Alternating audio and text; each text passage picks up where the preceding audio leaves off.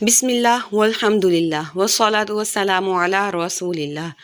آؤ قرآن سیکھیں مختصر اسباق کے ذریعے سے۔ سبق نمبر ہے 10th B اور ہم مخرج را کی پریکٹس کریں گے۔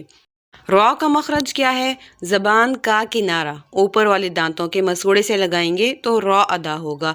ایک بات دھیان رکھنی ہے، جب ہم نے را کو موٹا پڑھنا ہے تو ہونٹوں کو گول نہیں کرنا بلکہ زبان کو جڑ والی سائڈ سے اوپر کی طرف اٹھانا ہے۔ اور پچھلے سبق میں ہم نے یہ بھی دیکھا تھا کہ لام، نون اور را کا مخرج ایک ہی ہے، لیکن لام اور نون باریک پڑھا جاتا ہے جبکہ زبر اور پیش والی را کو موٹا پڑھا جاتا ہے۔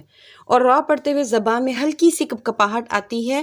را ایسے نہیں پڑھنا، مطلب بہت زیادہ کپکپاہٹ نہیں آنی چاہیے، ہلکی سی کپکپاہٹ را بس۔ اور ہم نے یہ بھی پڑھا ہوا ہے کہ حرف کو موٹا کرنے کے لیے ہونٹوں کو گول نہیں کرنا، ہونٹوں کو بالکل بھی گول نہیں کرنا بلکہ ہم نے زبان کو جڑ والی سائڈ سے اوپر کی طرف اٹھانا ہے۔ اس طرح ہم حرف کو موٹا کرتے ہیں۔ اگر ہم ہونٹوں کو گول کر کے موٹا کریں گے تو وہ دکھنے میں تو موٹا ہوگا لیکن وہ صفت کے لحاظ سے، خصوصیت کے لحاظ سے موٹا نہیں ہوگا۔ اب ہم پریکٹس کر لیتے ہیں را کی۔ را ساکن، اس سے پہلے زبر ہو، جیسے ون ہر۔ اب دیکھیں یہاں پر را ساکن ہے، اس کے اوپر تو زبر زیر پیش نہیں ہے، لیکن کیونکہ اس سے پہلے زبر ہے اس وجہ سے یہاں پر بھی را کو موٹا ہی پڑھا جائے گا۔ الابتر، یہاں پر بھی را کو تھوڑا سا موٹا کرنا ہے اور ہلکی سی کپکپاہٹ آئے گی۔ را ساکن ہو اور اس سے پہلے زیر ہو تو چونکہ یہ زیر ہے اس وجہ سے یہ باریک پڑھا جائے گا۔ امرتو،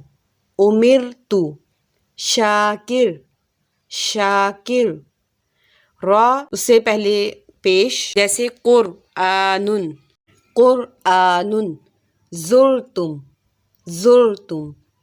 را ساکن ہے، اس سے پہلے زبر ہو یا پیش ہو تب بھی ہم را کو ایسے ہی موٹا پڑھتے ہیں جیسے زبر اور پیش والی را کو موٹا پڑھا جاتا ہے، اور زیر والی را کو ہم باریک پڑھتے ہیں۔ اسی طرح را ساکن اور اس سے پہلے زیر ہوگی، اس کو بھی ہم باریک ہی پڑھیں گے۔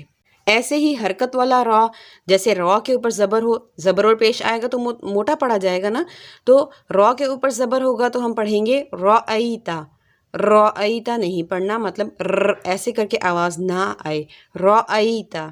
الکوثر، را کے نیچے زیر تو یہ باریک پڑھی جائے گی۔